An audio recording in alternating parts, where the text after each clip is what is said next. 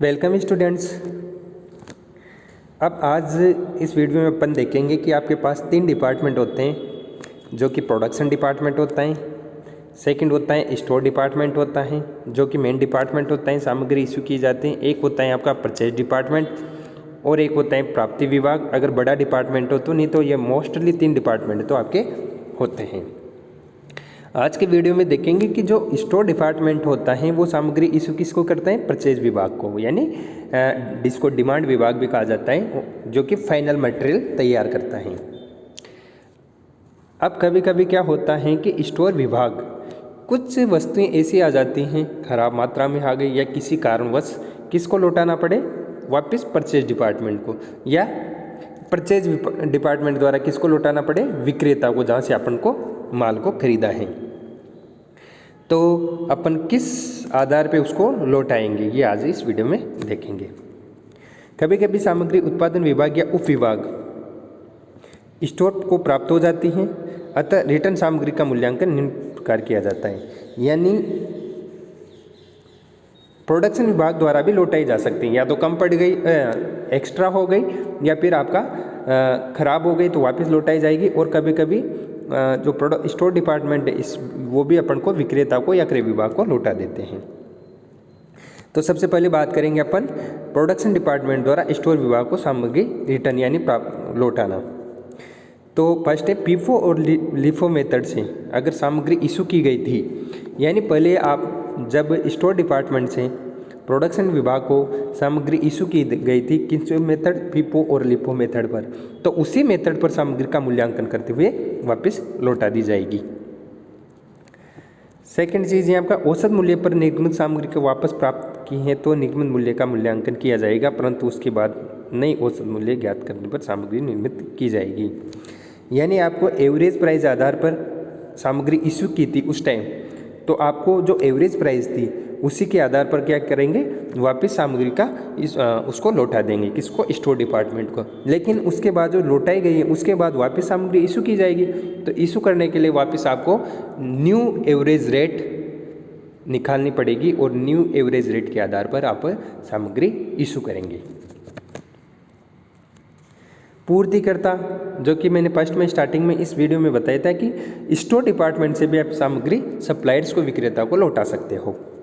क्रेता पूर्तिकर्ता किसी कारण से सामग्री वापस करना तो निम्न प्रकार मूल्यांकन किया जाएगा। यदि व्यवसाय में पीपो मेथड लागू है, फर्स्ट इन फर्स्ट आउट, तो वापस की गई सामग्री का मूल्यांकन उस स्थिति को स्टॉक में सबसे पुराने माल के मूल्य पर किया जाना चाहिए। यानी जब आप पीपो मेथड से इशू की गई थी तो अपन जब माल लौटाएंगे तो इस स्टोर में सबसे जो पुराने माल का मूल्य है उसके आधार पर किया जाएगा। लेकिन लिफो मेथड से अगर सामग्री इशू की गई है तो उस मूल्य पर वापस लौटाया जाएगा जिस मूल्य पर वह प्राप्त हुई है। यदि औसत विधि लागू है तो एवरेज मूल्य के आधार पर सामग्री वापस इशू की जाएगी। तो ये है आपके सामग्री रिटर्न की प्रोसेस है। अब बात करते हैं अपन सामग्रिक सही या चीज़ जिसको मेटल वेस्टेज, क्योंकि कुछ सामग्री वेस्टेज हो जाती हैं, तो सामग्री की ऐसी हानि जो उत्पादन प्रक्रिया में होती है जिसका कोई मूल्य प्राप्त नहीं होता, ऐसी हानि को क्षय करते हैं, इसको वेस्टेज कहते हैं। ये 2 प्रकार के हो सकते हैं, सामान्य हो सकते हैं, असामान्य हो सकते हैं। सामान्य क्षय कौन सा होता है, नॉर्मल वेस्टेज, एक साथ जो सामग्री की स्वभाव से होती हैं जिसको रोका नहीं जा सकता है। यानी नॉर्मल जो वेस्टेज होगा वो आपका होगा, आप उसको रोक नहीं सकते, वो सामान्य कारण से होगा। तो इसका अपन मूल्यांकन कैसे करते हैं, एक सही को कारखाना उपरिव्यय मानकर कारखाना यानी फैक्ट्री ओवरहेड में ऐड कर देंगे अपन, फैक्ट्री ओवरहेड मानते हुए, यानी इसको अपन फैक्ट्री का एक्सपेंसेस मानकर उसमें ऐड कर देंगे और शेष इकाइयों का मूल्य बढ़ाकर, अर्थात यानी फर्स्ट या तो सही मानकर उसमें ऐड कर देंगे या फिर शेष इकाइयों का मूल्य बढ़ाकर इन्फ्लेट करके क्वांटिटी घटने पर रेट बढ़ जाएगी। दूसरा वेस्टेज है असामान्य वेस्टेज। तो ऐसी हानि होती है जो साधारण प्रक्रिया न होकर किसी कारणवश होती है, जिसको अपन कोई कारण से होती है और उस कारण को अपन रोका भी जा सकता है। फॉर एग्जांपल चोरी हो गई, बाढ़ होगी, आग लग गई, तो ऐसे कारण होते हैं जिसको एबनॉर्मल वेस्टेज कहा जाता है। तो ऐसा से का अपन उत्पादन लागत नहीं मानते हैं, इसको कॉस्ट ऑफ प्रॉफिट यानी P&L अकाउंट में शो करते हैं। यानी कि जो ऐसी लागत होगी या ऐसी हानि होगी, इसको अपन उत्पादन प्रक्रिया का भाग नहीं मान सकते और अपन ये नॉर्मल लॉस माना जाएगा और P&L के डेबिट साइड में अपन दिखा देंगे। अब बात करेंगे अपन स्टॉक टेकिंग यानी सामग्री स्टॉक की जांच। यानी आप ये तीन है, प्रोडक्शन है, स्टोर डिपार्टमेंट है, ये क्रय डिपार्टमेंट है जो अपन माल करता है। कभी कभी क्या होता है छोटे डिपार्टमेंट तो स्टोर विभाग ही क्या करता है, माल परचेज करता है, लेकिन बड़ा डिपार्टमेंट तो परचेज डिपार्टमेंट भी होगा, रिसिप्ट डिपार्टमेंट भी होगा। तो अपन जो स्टॉक टेकिंग इसमें सामग्री जो पड़ी है उसके अपन लेखा किया जा सकता है, जाँच की जा सकती है।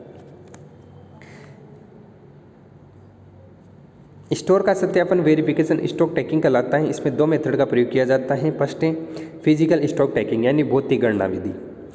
इसमें भी दो मेथड है आपका, पीरियडिकल फिजिकल स्टॉक टेकिंग यानी सामयिक भौतिक गणना। इस विधि में स्टॉक की गणना एक निश्चित अवधि यानी मासिक हो सकती है, त्रैमासिक होती है के अंतर पर की जाती है। यानी जो पीरियडिकल फिजिकल स्टॉक ट्रैकिंग है तो उसमें या तो 1 माह के अंतर पर कर दें या 3 माह के अंतर पर कर दें। एक ही कंटिन्यू फिजिकल स्टॉक टेकिंग जो कि एक कंटिन्यू का मतलब निरंतर, इसमें कोई त्रैमासिक कोई मासिक नहीं होता और निरंतर चलता रहता है जो वर्ष भर तक चलता है। दूसरा है परफेक्चुअल इन्वेंट्री मेथड यानी निरंतर सूची रीति। सामग्री नियंत्रण के उद्देश्य से प्राप्त करने के लिए सामग्री प्राप्ति और निगमन के लेखे बिन कार्ड रखे जाते हैं। इस खाते में सामग्री से संबंधित मूल्य और मात्रा रखी जाती हैं। उक्त लेखों के आधार पर भंडार गृह से मिलाई की जाती हैं। यानी इस मेथड के अनुसार अपन नॉर्मली कितनी सामग्री इशू की, कितनी प्राप्त हुई, कौन सी रेट में हुई, ऐसे अपन एक अकाउंट्स रखे जाते हैं और लास्ट में क्या करते हैं, जो स्टोर विभाग हैं उससे अपन खाते के मिलान करते हैं। तो अब एक तरह से ये स्टॉक की टेकिंग हो जाती है यानी स्टॉक की जाँच हो जाती है। एक है आपका सामग्री की परिपक्वता यानी सीजनिंग ऑफ मटेरियल। कुछ सामग्रियां ऐसी होती हैं जिसमें प्रयोग में लेने से पूर्व परिपक्व किया जाता है। यानी ऐसी कुछ कच्चे मटेरियल होते हैं जिसको एकदम से अपन काम में नहीं ले सकते। जैसे फर्नीचर के लिए लकड़ी तैयार करना, तो जैसे आपको फर्नीचर से कोई बेड बनाना हो, कुर्सी बनानी हो, टेबल बनाना हो, तो अपन डायरेक्ट उस फर्नीचर को काम में नहीं ले सकते। जैसे लकड़ी को काटेंगे तो पहले सुखाएंगे, उससे फिर अलग से आकार देंगे, उसके बाद आप फर्नीचर बना सकते हो। तो वही है फर्नीचर के लिए लकड़ी तैयार करना। तो जैसे अपन तैयार कर रहे हैं, जैसे लकड़ियाँ काटी तो उसको सुखाएंगे, तो सुखाने के लिए खर्चा होगा, तो उसका भी एक स्टेटमेंट तैयार किया जाता है। उसमें कितना कॉस्ट आएगा, तो ये होगा सीजनिंग ऑफ मटेरियल यानी सामग्री की परिपक्वता में कितना खर्चा हुआ। सामग्री के मूल्यांकन में समायोजन। अब क्या होगा कि सामान्यतः स्टॉक की गणना वर्ष भर के अंत में की जाती है। यानी जब आप स्टॉक का वेरिफिकेशन करेंगे तो लास्ट में आपको कैलकुलेशन करना होगा कि कितनी सामग्री आपके पास बची हैं। लेकिन बहुत बार क्या होता है कि स्टॉक की गणना में समय लग जाता है। यानी आपको 31 मार्च 2020 तक कैलकुलेशन करनी थी, लेकिन कुछ माल इशू किया हुआ है और वो आपके पास प्राप्त हुआ, तो स्टॉक का अनुमान लगा लिया और आपने जो फाइनल कैलकुलेशन है वो 8 अप्रैल को प्राप्त हुआ। तो जो एक्स्ट्रा खर्चा है इसका एडजस्टमेंट किया जाएगा और एक्चुअल में 31 मार्च को कितना स्टॉक बचा इसकी गणना अपन की जाएंगी। ये होता है आपके मूल्यांकन में समायोजन। ऐसी स्थिति में वर्ष के अंतिम दिन से वास्तविक गणना किए गए दिन तक उपलब्ध सामग्री का स्टॉक का अनुमान लगाया जाता है। उदाहरण के लिए 31 मार्च तक लेके रखने थे, लेकिन परंतु स्टॉक की गणना 8 अप्रैल तक पूर्ण होने पर 1 अप्रैल से 8 अप्रैल तक एडजस्टमेंट किया जाएगा।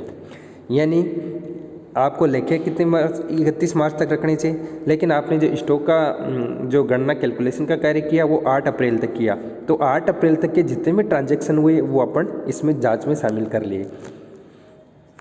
तो क्लोजिंग स्टॉक अकाउंट्स 31 मार्च तक रखने थे, 1 अप्रैल को हो गई, तो एडजस्टमेंट जो पीरियड होगा 1 अप्रैल से 8 अप्रैल तक, जो लेके ऐड करने थे वो लेस कर देंगे, जो लेस करने थे ऐड कर देंगे, तो आपकी एक्चुअल 31 मार्च वाली प्राइस आ जाएगी जो कि कैलकुलेशन ऑफ क्लोजिंग स्टॉक, तो वैल्यूएशन ऑफ स्टॉक हो जाएगा। अब सेल्स को लेस होता है जो कि ऐड कर देंगे, परचेज रिटर्न जो लेस होता था जो उसको भी अपन ऐड कर देंगे।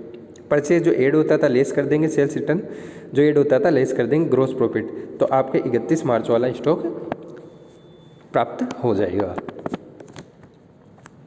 और लास्ट में अपन सामग्री मूल्यांकन, निगमन मूल्यांकन निर्धारण करने में विधि में परिवर्तन। कभी कभी प्रश्न में निगमन की विधि भी बदली जाती है। जैसे आपको क्वेश्चन में दिया कि आपको सामग्री इश्यू करनी है फीफो मेथड से, यानी फर्स्ट इन फर्स्ट आउट, लेकिन 2 ट्रांजैक्शन के बाद आप क्वेश्चन सोल्व कर रहे हो, 2 ट्रांजैक्शन के बाद क्वेश्चन में बोला है कि फिर उसके बाद लिफो मेथड से आपको सोल्व करना है, तो आप लिफो मेथड से करेंगे। फिर आप बोलते हैं एवरेज मेथड के आधार पर करना है, एवरेज मेथड के आधार पर।